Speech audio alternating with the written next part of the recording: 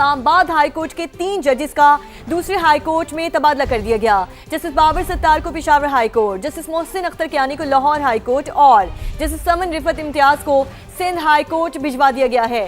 Chief justice Pakistan justice یحییٰ آفریدی کی زیر صدارت جوڈیشل کمیشن کے اجلاس میں کثرت رائے سے منظوری دے دی گئی۔ اعلامیے کے مطابق خالی ہونے والی اسامیوں پر نئی تعیناتیاں نہیں کی جائیں گی، تبادلوں سے ہی اسامیاں پور کی جائیں گی۔ اسی پر دیکھیے سہیل رشید کی report. Chief justice of Pakistan Yahya Afridi کی صدارت میں جوڈیشل کمیشن کے اجلاس میں بڑا فیصلہ۔ عدالت عالیہ اسلام آباد کے 3 ججوں کا آئین کے آرٹیکل 200 کے تحت دوسری ہائی کورٹس میں تبادلہ کر دیا گیا۔ جوڈیشل کمیشن نے تبادلوں کی منظوری کثرت رائے سے دی۔ متعلقہ ہائی کورٹس کے چیف جسٹس صاحبان نے بھی اجلاس میں شرکت کی۔ اعلامیے کے مطابق اسلام آباد ہائی کورٹ کے جسٹس محسن اختر کیانی کا تبادلہ لاہور ہائی کورٹ میں کر دیا گیا۔ جسٹس بابر ستار کو پشاور ہائی کورٹ اور جسٹس سمن رفعت امتیاز کو سندھ ہائی کورٹ بھجوا دیا گیا۔ اسلام آباد ہائی کورٹ کے ہی جسٹس ارباب محمد طاہر کے بلوچستان ہائی کورٹ اور جسٹس خادم حسین سومرو کے سندھ ہائی کورٹ تبادلے کی تجاویز واپس لے لی گئیں۔ اجلاس میں کثرت رائے سے یہ فیصلہ بھی کیا گیا کہ ججوں کے تبادلے سے خالی ہونے والی آسامیوں پر نئی تقرریاں نہیں ہوں گی، بلکہ ان کو صرف تبادلوں سے پر کیا جائے گا۔ اعلامیے میں بتایا گیا ہے کہ چیف جسٹس پاکستان نے ہائی کورٹ ججز کے تبادلے کے لیے اجلاس بلانے سے انکار کر دیا تھا۔ 2/3 ارکان کی ریکوزیشن پر سیکرٹری جوڈیشل کمیشن نے آئین کے آرٹیکل 175A کی شق 22 کے تحت اجلاس طلب کیا۔ سہیل رشید، سما، اسلام آباد۔ اور پی ٹی آئی نے ججز کے ٹرانسفر غیر معمولی قرار دیتے ہوئے مخالفت کر دی۔ بیرسٹر گوہر کہتے ہیں فیصلے سے عدلیہ میں تقسیم مزید بڑھے گی، تبادلوں سے دیگر ججز کی سینیورٹی متاثر ہوگی۔ بیرسٹر علی ظفر نے تبادلوں کو غیر آئینی قرار دے دیا، کہا ہم نے ججز ٹرانسفر کی مخالفت کی مگر ہمارے پاس اکثریت نہیں تھی۔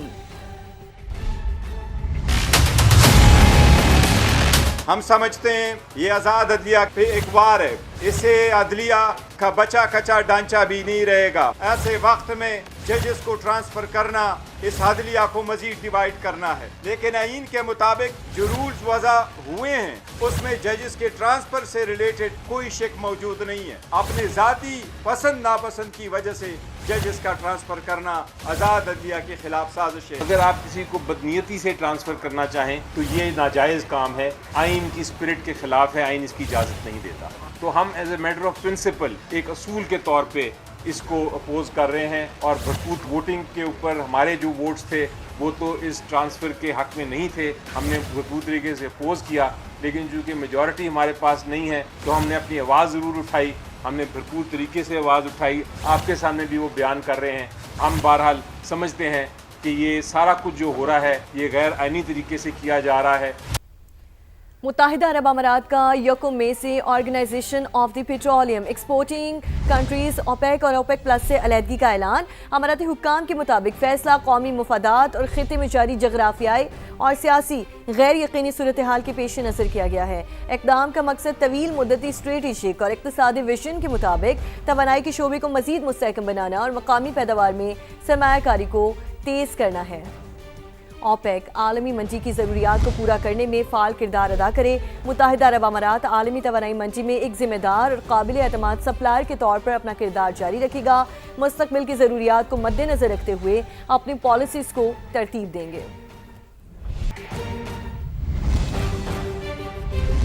آبنہ ہرمز کو ہتھیار کے طور پر استعمال نہیں کرنا چاہیے، سمندری گزرگاہ میں رکاوٹ ڈالنے کا کوئی جواز نہیں بنتا۔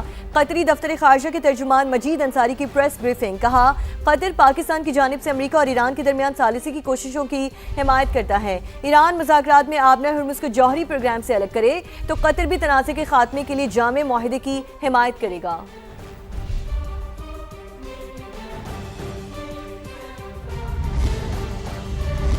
امریکہ اور ایران کے درمیان معاہدے کے لیے بیک ڈور رابطے جاری ہیں۔ CNN کے مطابق سفارتی کوششیں مرحلہ وار آگے بڑھتی جائیں گی۔ پہلے مرحلے میں آبنہ ہرمز کی فیس وصولی کے بغیر بحالی شامل۔ صدر ٹرمپ تجاویز میں جوہری معاملہ شامل نہ کرنے پر ناخوش ہیں، خبر ایجنسی کا دعویٰ۔ وال اسٹریٹ جرنل کے مطابق امریکی صدر نے ایرانی تجاویز یکسر مسترد نہیں کی، مشاورت کا عمل جاری ہے۔ ثالث بھی فریقین پر مستقل جنگ بندی کے لیے زور دے رہے ہیں۔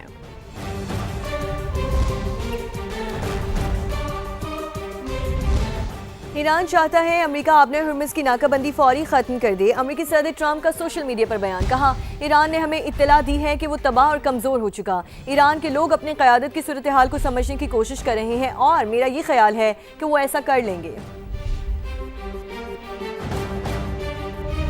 ایران آبنہ ہرمز کو معاشی ایٹم بم کے طور پر استعمال کر رہا ہے۔ جہازوں کو ایران کی اجازت اور پیسوں کی وصولی قبول نہیں۔ امریکی وزیر خارجہ مارکو روبیو کا فاکس نیوز کا انٹرویو، کہا ایران کے پاس ایٹمی ہتھیار آ گئے تو پورے خطے پر اجارہ داری قائم کر لے گا، ڈیل نہ بھی ہوئی تو ایران پر دباؤ برقرار رکھیں گے۔ مارکو روبیو کا ایرانی مذاکرات کو سنجیدہ قرار دیتے ہوئے کہنا تھا کہ سخت گیر عناصر ڈیل کی راہ میں رکاوٹ ہیں۔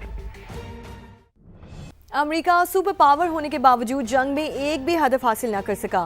امریکی صدر اب مذاکرات کی بات کریں جس پر ہم غور کر رہے ہیں۔ ایرانی وزیر خارجہ عباس اراغچی کی روس میں صحافیوں سے گفتگو، انہوں نے روس کے ساتھ اسٹریٹجک تعلقات کو مزید فروغ دینے کے عزم کا بھی اظہار کیا۔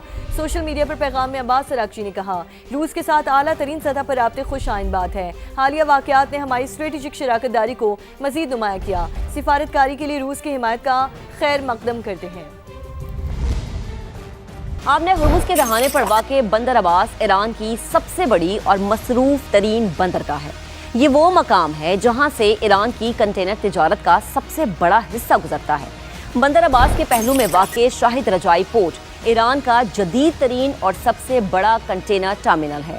یہ عالمی بحری جہازوں کے لیے ایران کا اصل گیٹ وے سمجھا جاتا ہے۔ خلیج فارس کے شمال مغربی کونے میں امام خمینی پورٹ صنعتی خام مال اور اناج کی تجارت کا سب سے بڑا مرکز ہے۔ ریلوے نیٹ ورک سے جڑی یہ پورٹ ملک کی سپلائی لائن میں اہم کردار ادا کرتی ہے۔ تاریخی اہمیت کی حامل بوشہر پورٹ علاقائی خلیجی ریاستوں کے ساتھ تجارت اور رابطے کا بنیادی مرکز ہے۔ چابہار پورٹ ایران کی واحد بندرگاہ ہے جو آبنہ ہرمز سے باہر بحیرہ عمان پر واقع ہے۔ یہ ایک اسٹریٹجک متبادل ہے جو ایران کو براہ راست بحیرہ ہند تک رسائی دیتا ہے۔ عراق کی سرحد کے قریب واقع خرم شہر پورٹ دریا اور سمندر دونوں راستوں سے تجارت کے لیے استعمال ہوتی ہے۔ اب چلتے ہیں بحیرہ کیسپیئن پر شمالی بندرگاہوں کی جانب۔ بندر انزالی شمال کی سب سے اہم بندرگاہ ہے جو روس اور یورپی ریاستوں کے ساتھ تجارت کا سب سے پرانا اور بڑا مرکز ہے۔ کیسپیئن خطے کی جدید بندرگاہ امیر آباد پورٹ جو وسطی ایشیائی ممالک کے ساتھ مال کی ترسیل کے لیے ایک بڑا تجارتی ہب بن چکی ہے۔ نوشہر پورٹ شمالی ایران کی مقامی ضرورتوں اور قزاقستان اور دیگر پڑوسیوں سے تجارت کے لیے ایک اہم بندرگاہ ہے۔ خارک آئل ٹرمینل ایران کی معیشت کی شیرب۔ خاک جزیرہ وہ مقام ہے جہاں سے ایران اپنے خام تیل کا 90% برآمد کرتا ہے۔ نوان ٹرمینل تیل اور گیس کی مصنوعات کی ترسیل کا دوسرا بڑا مرکز ہے۔